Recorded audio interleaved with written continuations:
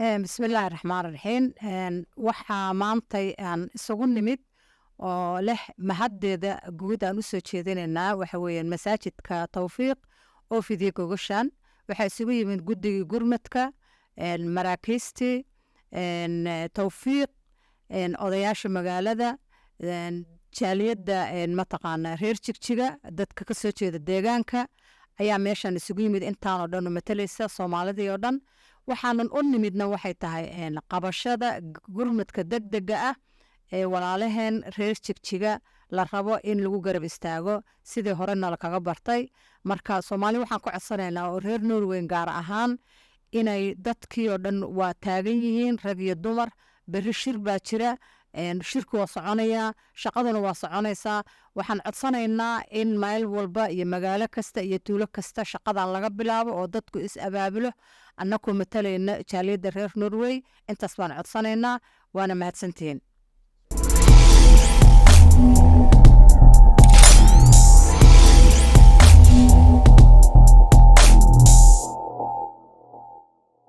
بسم الله والصلاة والسلام على رسول الله. السلام عليكم ورحمة الله وبركاته. dhammaantiin waan idin soo dhaweynaynaa waxaan idinku soo dhaweynaynaa markaska tawfiiq islaami anigoo ka wakiila guddida tawfiiq halka kan maanta waxaa isugu yimi jaaliyadda soomaaliyeed ee norway ku nool jaaliyadeeda kala duwan odayaasheeda wadaad shuyuukhda magaranaysaay guddiyada kala duwan waxaan u fadhinaa halka kan oo isugu nimi oo aanu tawfiiq markaskeeda insha allah ku qabanaynaa kulan lagaga hadlayo ama lagu taakuleynayo dhibaatadii weyneed ee ka dhacday jigjiga dhibaatadaas oo ay magaranaysaa mood fara badan oo iyo maal fara badan oo soomaaliyeed ay ku baxeen insha allahu tacaala annagu haddaanu nahay markaska tawfiiq islaami waxaanu nahay markas ummadda soomaaliyeed u dhexeeya hadba dhibaatadii timaada ayuun baanu u joognaa noocay doonto ha noqoto markaa tanina kuwaasuunbay ka mid tahay insha allahu tacaala waxaan rajaynaynaa wixii annaga nagu xidhan ama taakula ah ama fududayna ama magaranaysaay dee haddii loo baahdo khasnadahayaga taxfiidka wax kasta diyaar baanu nahay insha allahu tacaala waana nula shaqaynaynaa waa soo dhaweynaynaa waa ka xunnahay insha allahu tacala waxaan rajaynaynaa in ay hawshaasina si wanaagsan oo sidii soomaalida laga arki jiray iyo dadka islaamkaaba magaranaysaay ay inoogu dhammaato oo inoogu dhacdo waana ducaynaynaa ilaahay dadkaa waxaan u baryaynaa inuu magaranaysaay wax ka khayr qaban u soo saaro dhammaan adduunka oo dhan ummadda soomaaliyeed joogta waxaanu rajaynaynaa in dadkaa la caawiyo meel walba looga kaco annaguna insha allahu tacaala diyaar baanu nahay waanu idin soo dhaweynaynaa soo dhowaada asalaamu calaykum waraxmatullaahi wabarakaatu annaga arrinkaygu imika furitaan iyo magaranaysaa soo dhaweynin weeye dee markaa waa idin sugaynaa insha allah بسم الله الرحمن الرحيم الحمد لله رب العالمين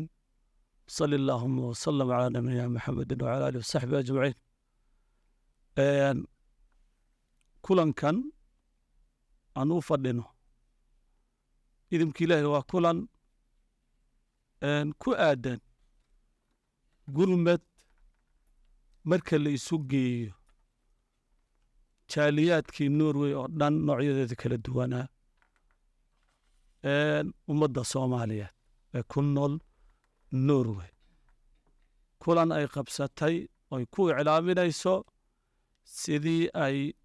inta taagtooda ah uga qayb qaadan lahaayeen uguna gurman lahaayeen walaalahooda dhibka uu gaadhay suuqi weynaa ee gubtay ee magaalada jigjiga insha allahu tacaala ujeeddadu waa middaas sida aan ogsoonnahay magaalada jigjiga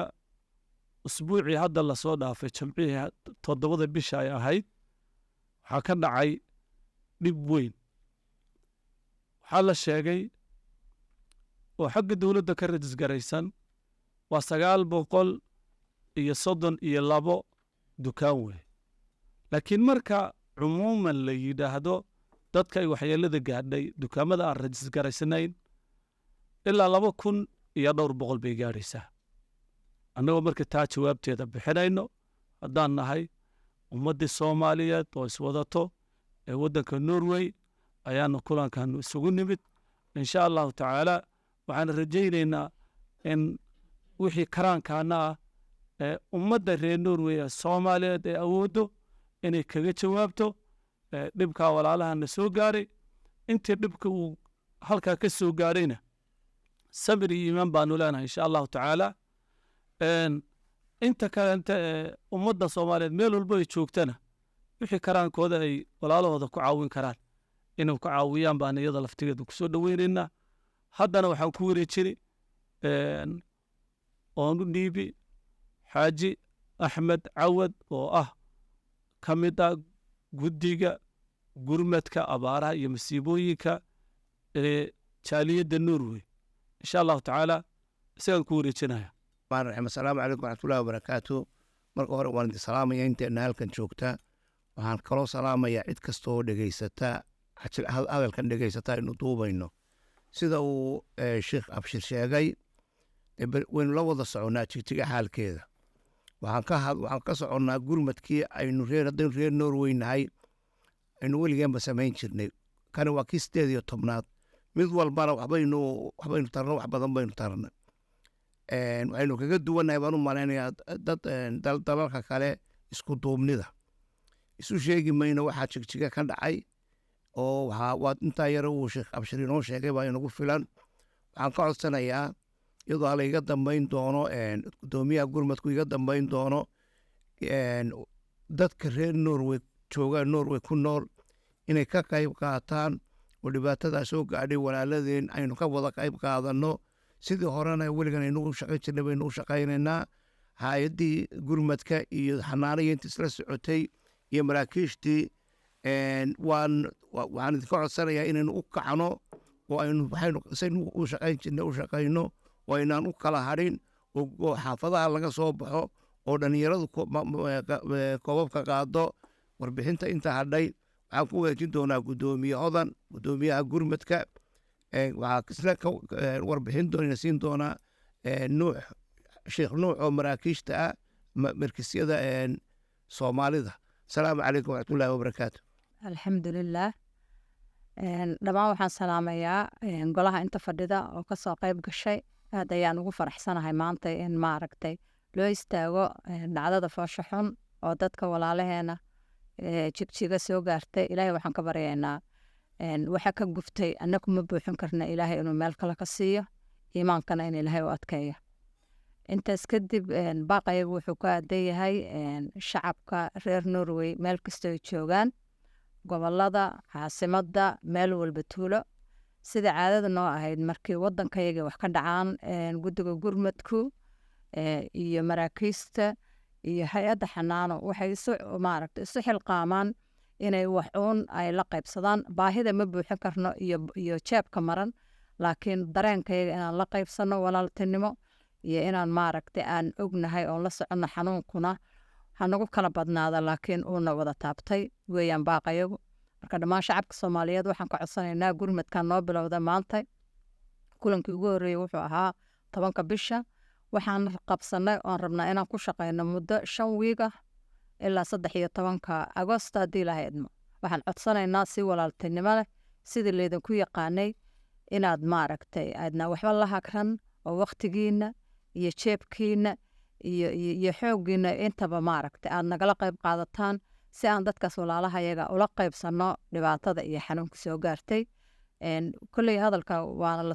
la iiga horreeyey waana la iiga dambayn doonaa. aniga ka guddoomiye ahaan waxaan codsanayaa inaan laga qayb qaato si dhow iyo si fogba. waxaan si gaara ugu dirayaa jaaliyadaha gobolada norway oo dhan oo maaragtay ku xiran norsom inay maaragtay is abaabulaan oo ka qayb qaataan, nala soo xiriiraan, annaguna waan la xiriireynaa insha allah. wada shaqayn wanaagsan. الحمد لله رب العالمين والصلاة والسلام على أشرف المرسلين محمد بن عبد الله وعلى آله وصحبه وأجمعين وبعد. dhammaan dadka Soomaaliyeed, maraakiista Soomaaliyeed, qof kasta oo Soomaaliya, qof kasta oo muslima oo waddanka Norway ku nool,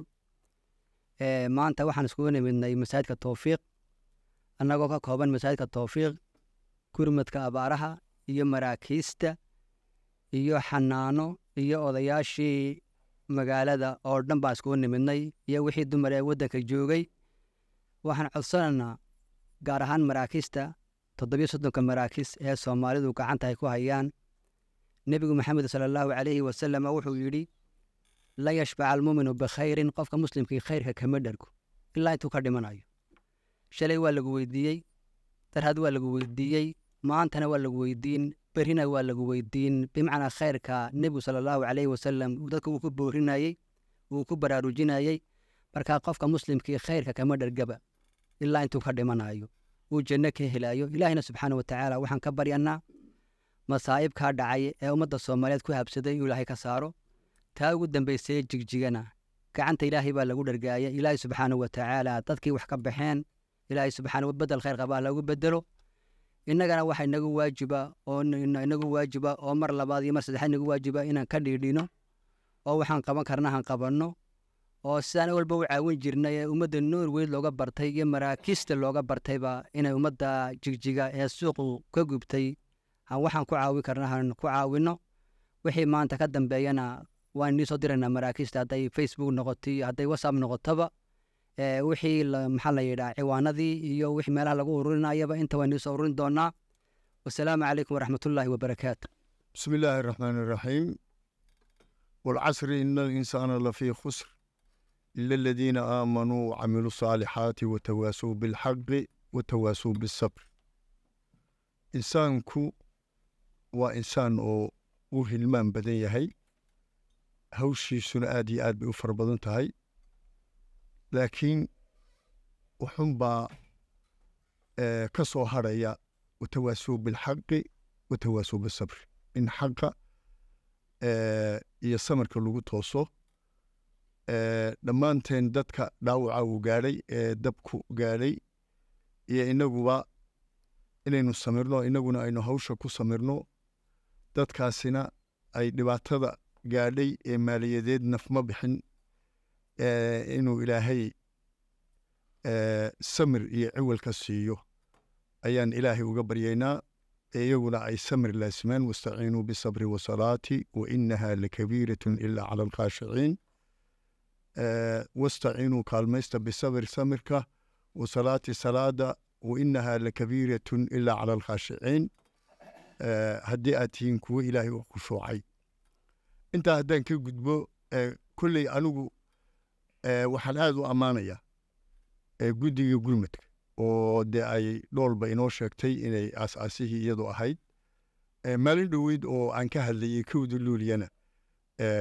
runtii saddexdan qofba waan ammaanay oo waan ku soo daray khudbadaydii axmed iyo labada gabdhood waxaan usoo dhaadhacayaa anigu guddiga gurmadka waa uu ka agdhowaa laakiin aad ulama shaqayn runtaa fiican laakiin waa heen baan si xoog ah u shaqay waxaa timid lacag kayru caadi ah oo aan laga filay norway taasna waxaa keenay wakti rabadaana bay ahayd inta dadku ay suxuurayaan ayaan tuulo walba la hadli jiray anigu naftayda bashiir ahaan haddana intii inka badan baan qabanaynaa kolley anigu 8 hablood baan leeyahay tow yar 21 jir tahay gabdhahayga waa howlgelinaya kullina wax jaamacadda dhigta iyo wax islaamahana waa howlgelinaya islaamaha iyo gabdhaha marka la isku daro waa dhowr iyo tobankoodu waa inay kuubooyinka qaadaan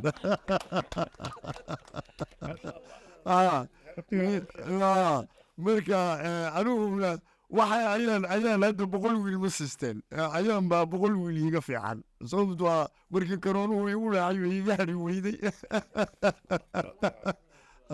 marka waxaan ku soo koobayaa aynu shaqayno arrinun baan aad ugu farxay oo aan ku yiri wareedhe laafiyow shalay galab baan is aragnay markuu igu soo baxay anoo rabay inaan wuxuu iga soo rabay waxaan ku yiri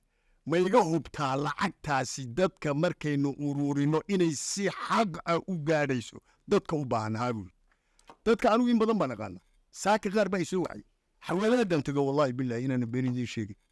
waan sii dantay waxay yidhahdeen kaad buu yeelmin si ama cir taga ama dhul taga dahabshiil baan ku tagay waxbay sii direen dad badan oon garanayo oo ehelka ah ama aqoon ah ayaa dhibaatadu ku dhacday waxaan leeyahay ilaahay haynoo ciwalo waktigeennana waan sugaynaa waan ka baxay adeer waktigeedana muxuu ahaa way gaari doonaan in dib loo dhiso oo ay helaan meel aad u qurux badan inay helaan baan rajaynaya asalaamu calaykum waraxmatullahi wabarakaatu بسم الله الرحمن الرحيم الحمد لله رب العالمين waxaan halkan isugu nimid maanta in aan u gurmano walaalaheenii reer jigjiga ee dhibaatada soo gaartay. ilaahay subxaana watacaala dhibkaa soo gaaray dadkaasi uga gargaaro. annaga ma wada buuxin karno xaqiiqdii waxay u baahan yihiin iyo baahidooda, laakiin Norway waxaa caado u leenahay in aan isku nimaadno oo aan ka jawaabno markii dhibaato ay timaado dadkeena Soomaalida meel walba ay joogaan. arrintaasaan maanta u nimid dadka Soomaalida ee Norway ku dhaqan jaaliyadaha gobolada magaaladan Oslo. waxaan ugu baaqayaa sidii caadada ahayd, idinka la-aantiina maana soconi karin, idinkaana caawin jiray, annagu waanu dhaqdhaqaaqun baanu samaynaa, idinka weeno dadka jaabkooda gacanta geliya ee aanan ka daalin mar walba inayna garab istaagaan oo na caawiyaan. marka si aan walaalaheena ugu gurmano, bliis waxaan idinka codsanaynaa inaadna soo garab istaagtaan. aad baad umahadsantihiin. jasaaka allahu khayr. بسم الله الحمد لله والصلاة والسلام على رسول الله صلى الله عليه وسلم. إلهي بقى محل مركة كواد isugu keenay fadhiga kan raxmaddu ka muuqato iyo walaalnimada iyo Soomaalinimada.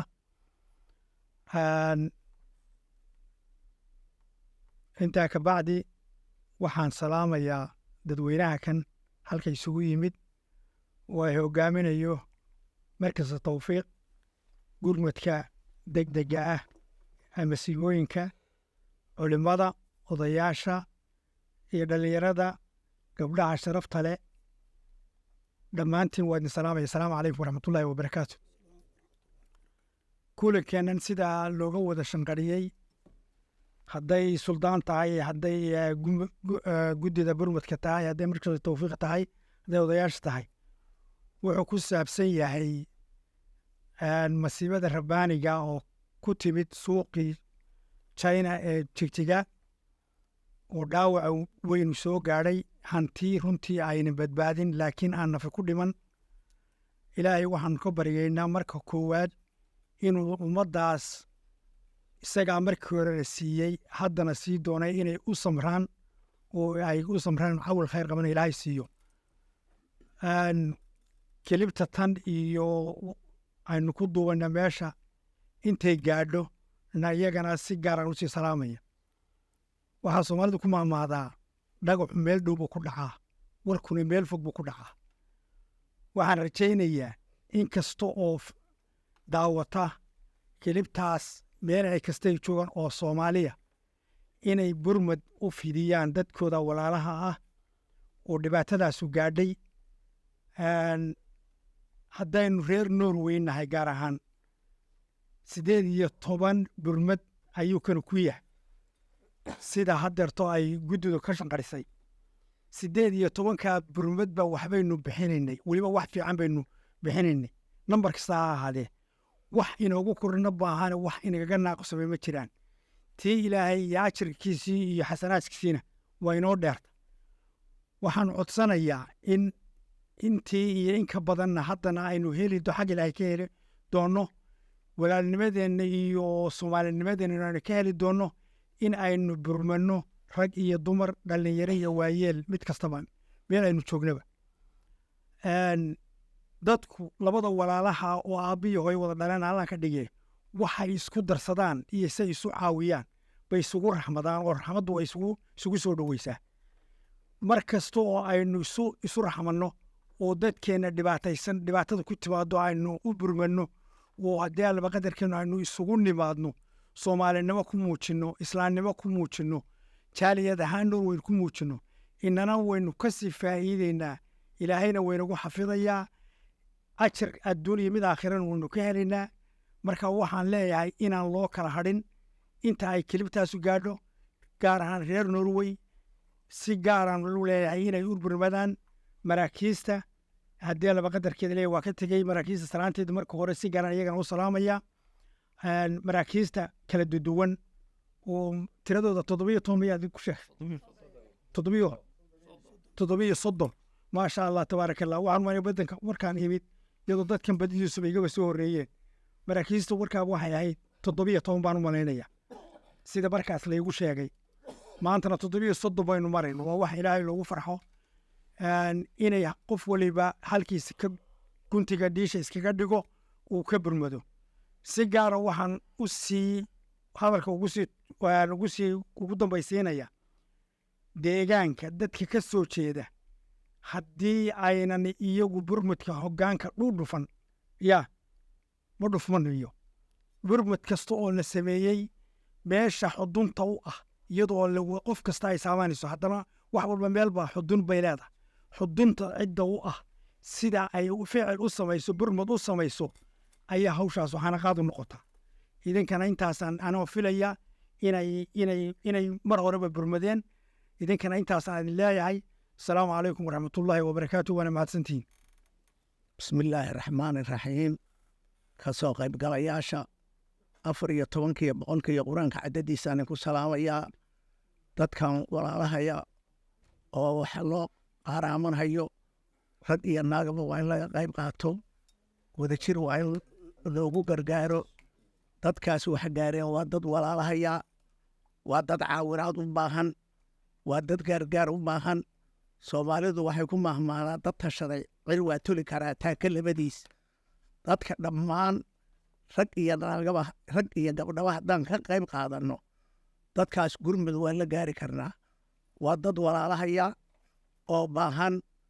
oo gurmud u baahan oo taakulayn u baahan reer norway haddaan nahay dadkaas si wada jiraan u caawin karnaa waa inaan dhammaantaya caawinno haddii alla kuu roon yahay baahida ay qabaanna ilaahay baa ka faydi kara meeshii wax laga baxshana waxbaa soo gala khayr badan baa laga helayaa ajar badan baa laga helayaa xasanaad badan baan ka helaynaa ilaahayna waxaan u baryaynaa dadkaas meeshii ay wax ka baxeen wax ka fiican ilaahay inuu soo gasho waana u gurmanaynaa wadajirna waxaan leenahay dadkaas wax loogu qabto waa bilaahi towfiiq ilaahay baa mahad iska leh walaalayaal ilaahay baa mahad iska leh anu waxaan ku hadlayaa magacii deegaanka gobolka jigjiga suldaankuna magacii guud ee soomaalida ku hadlayso magacii deegaanka ayaan ku mahad celinaya dadka halkan isugu yimid oy laga bilaabo gurmadkii waddanka norway hodan iyo axmed dhool mahad celinta koobaad iyagaa leh mahad celinta kalena waxaa leh duqayda iyo ummadda soomaaliyeed ee ka damqatay inay isugu yimaadaan mahad celintaasaanu haynaa insha allah waxaanu rajaynaynaa inay u dhacdo sidii maxaanku idhaahdaa aynu caadadu ahayn si wanaagsan ay u dhacdo insha allah yaanu idiin celinaynaa insha allah waanaan idiin ducaynaynaa asalaamu calaykum waraxmatullaahi wabarakaatu